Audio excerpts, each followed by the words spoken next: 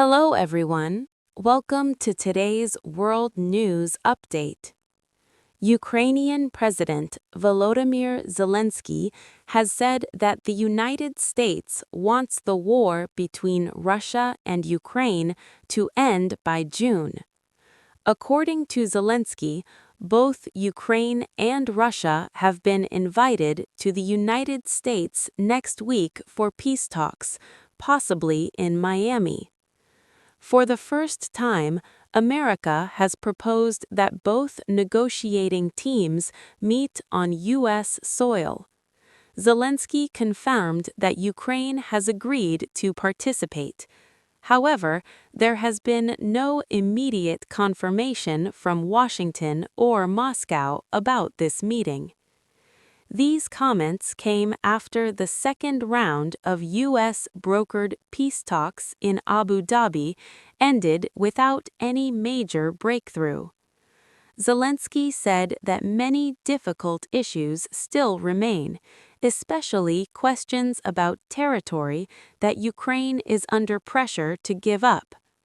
He also revealed that for the first time, leaders from all three sides may meet directly in a trilateral meeting, but preparations are still needed before that can happen.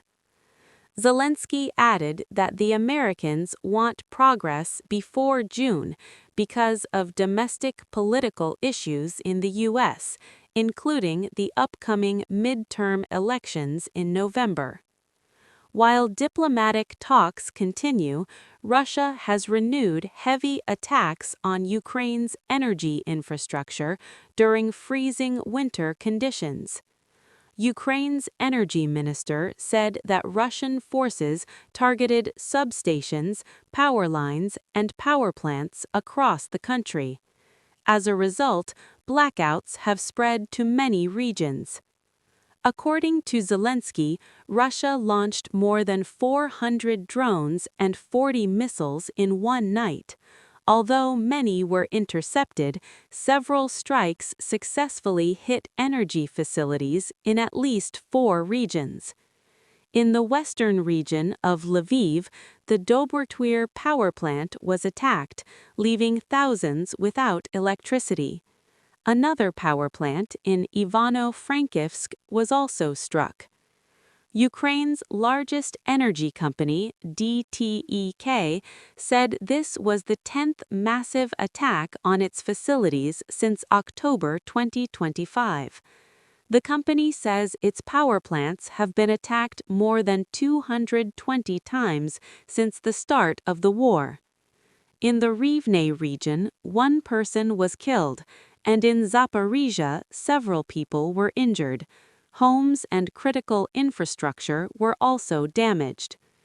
In Kyiv, many residents once again took shelter inside metro stations to survive the freezing cold without heating and electricity.